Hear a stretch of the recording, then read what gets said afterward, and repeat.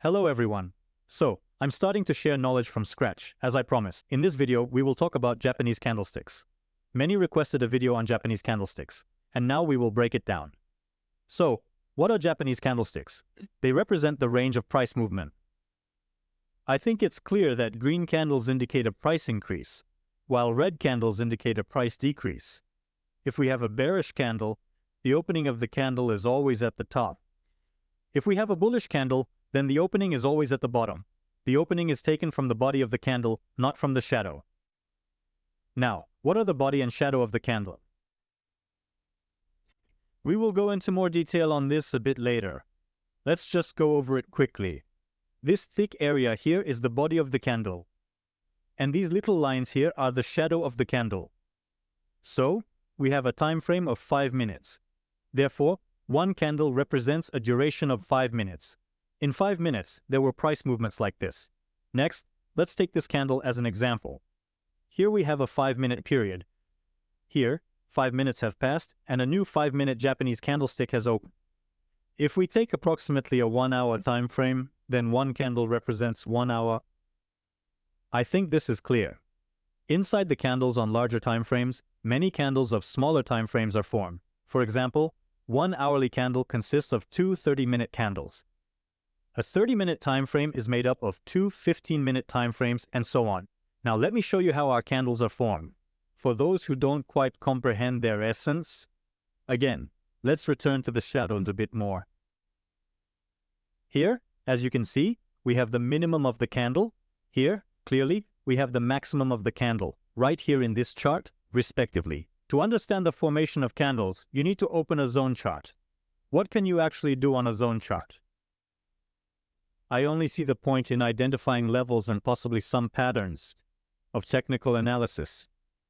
I don't see much meaning in the zones of the chart. Guys, remember that Japanese candlesticks, are the strongest indicator that there can be. I don't know of an indicator stronger than Japanese candlesticks. Japanese candlesticks are an indicator. To achieve stable earnings and consistently make a profit, you simply need to study Japanese candlesticks, remember personal information, identify patterns for yourself, and, in general, understand how these market movements occur. You need to understand not only the market but also yourself, because the exit plus is psychology. Everything depends only on your actions, your emotions, and of course, do what is most convenient for you, what you feel most comfortable doing. Here you can decide for yourself, but I would recommend studying price action specifically, because you won't have to rely on other indicators, and you will be able to calmly endure all market fluctuations. As with price action, you adapt to the market, and you grasp the very essence of market movements. Well, we will discuss the section in the next videos. Now let's take a look at how our candles are formed. So, you know what we will do. I will take a screenshot of the 5-minute candle, which is crucial for our analysis. Now, I will carefully insert this screenshot into the zone chart to make it clearer and more understandable for everyone. This is roughly how it looks. So take a look. This is our 5-minute candle. Here is our price movement range. Looking at 2355, let's make it clearer by doing it this way. Here, on the zone chart, is our candle, our 5-minute candle, since the interval is from 55 minutes to the end of the hour. I made a slight adjustment for better clarity. So, let's see where the opening of our candle occurred. It's right here, as this marks the beginning of the 5-minute time frame. Remember, the opening of the candle is at the bottom for a bullish candle. This is the end of the body of the candle. The body of the candle is this large area here, which is very clearly indicated by an arrow symbol. Here, we can clearly see our initial opening. Next, we see that the price on the chart has gone down slightly a bit. Here we have a small price movement. Now let's take a look and draw a line. This is where our candle's shadow has formed. That is, initially, the candle was directed downwards. But then there was a movement upward, and from the downward movement, there was a trace left in the form of a shadow. Then the price rose slightly above the opening, and the candle changed its color to green. I'll explain again just in case. The price has gone down, and we have formed a red candle. Then the price started to rise, becoming higher than the opening, and the candle changed its color to green. After that, the price continued to rise and reached its maximum. Again, I draw a line, an arrow. Here is our maximum. Again, this is our shadow. That is, the shadow forms the maximum and minimum of the candle. I remind you once again. Then we see a downward movement. Here it is. And here our candle closed. This means the 5-minute time frame has expired. Again, I draw a line, which leads us here, that is, to the end of the body of the candle. The closing price for a bullish candle is at the top. The closing price for a bearish candle is at the bottom. I think everything is logical and clear. And guys, regarding the shadows, for me, shadows are probably the best tool for identifying breakouts. It is precisely because of the shadows that I distinguish between bounces and breakouts, find these breakouts, and know how to identify them at the right moment. But that is a separate topic. We will examine the shadows that indicate a breakout, meaning the testing of a level, and the shadows that indicate a bounce. That is, the shadows that indicate a strong level. It's still too early for that. It will be covered in future videos. So, click on the bell icon so you don't miss these new videos. So, what makes these candles so good? With their combinations, which they essentially create.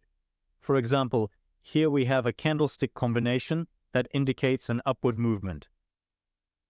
Under certain conditions, of course, we definitely see an upward impulse. Next, here is a combination that indicates a decline. We see a downward movement. Again, this occurs under certain conditions. These candlestick formations are called patterns. Patterns are what repeat for us time and again. The situations that are generally similar, the patterns that work. For example, here we see a similar formation to this one. So, these are all patterns. There are a very large number of patterns. I don't know the names of any patterns at all. I only identify them by sight. And by the way, I don't recommend memorizing their names. For example, you might see a person a few times. Then you decide to get acquainted and ask for their name. They tell you their name. But after a day, you forget that name, yet the face always remains in your memory. This is how the memorization of patterns should work. You need to focus specifically on the movements, to focus carefully on the view. You should remember this visually. You can basically Google various patterns and easily find many of them on the internet. So, what do these patterns work in conjunction with? In conjunction, of course, primarily with the trend. And in conjunction with the levels, for example, we have potential for a decline. If you can see a formation like this here, it is essentially a formation indicating an upward movement, but the price has gone down based on the overall potential. Also, immediately after it, a formation was created that again indicated a possible increase, but the price went down. Focus on the trend. A trend is the overall movement of the price up or down. A downtrend is when the price typically and consistently bounces lower and lower in the market. An upward trend is when the price typically bounces higher and higher. Also, in general, what else can Japanese candlesticks tell us? Candles can indicate the strength of sellers or the strength of buyers. For example, here we see enormous candles pointing downwards. Here they are. This means that there is significant strength among sellers here. Therefore, one can assume that the potential is directed downward. We see some uncertain candles moving upward here. This indicates that buyers have little strength, while sellers have a lot. Therefore, the price is being pulled down. It is advisable to enter for a downward movement. If we see strong candles in any direction, for example, again here for a downward movement. If we see uncertain candles indicating an upward movement, it is likely just a correction. A correction, in simple terms, is a pullback. After the pullback, there is typically further movement downward. Also, besides confident candles, there are candles of uncertainty. Here is a good example. Let's zoom in a bit. We see upward impulses, large candles indicating an increase. Then, a correction occurred downward. And here we see such indecisive candles. The opening and closing of the candle are located about in the same place. What does this tell us? It indicates that there is no longer enough strength for the price to move downward. Therefore, the price has encountered a support level here. We see strong upward impulses, indicating potential for an increase. Therefore, the price will be pushed up from the support level. Again, we see an indecisive candle here, with a small shadow, which means there is no more strength to move upwards, and most likely the price will be pushed down. Candles with long wicks also indicate the strength of a level. For example, look here. I am drawing a support level, such as right here. The price tried to break through it, struggled against it for a long time, and then the price was pushed up from the support level. Next, there was a slightly downward impulse, meaning the last attempt by sellers to pull the price down. The price has once again approached the support level and bounced back sharply. All of this happened within a 5-minute candlestick. Therefore, in just 5 minutes, the price managed to go down and then back up.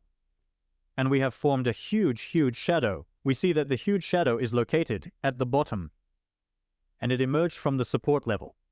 Therefore, one can expect an upward momentum, which indeed occurred.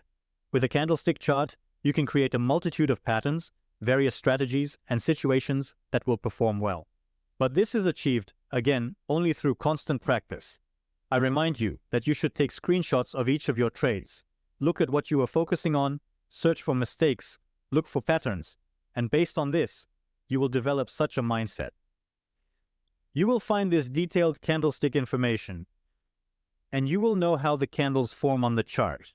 Guys, without practice, you won't achieve anything. You can find patterns on the internet, but they still won't work for you as they should. Therefore, only consistent practice and constant repetition will help. This is the only way to learn how to trade. There is no other way to do it. So, in the next video, we will talk about support and resistance levels. We will talk in more detail about these levels, how they are formed in general, and what they indicate.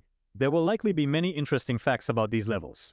Friends, thank you all so much for watching. Be sure to like this video, subscribe to the channel if you haven't already, and click the bell icon so you don't miss the next useful videos for you. I wish everyone all the best, the very best, profitable trading, and goodbye to all.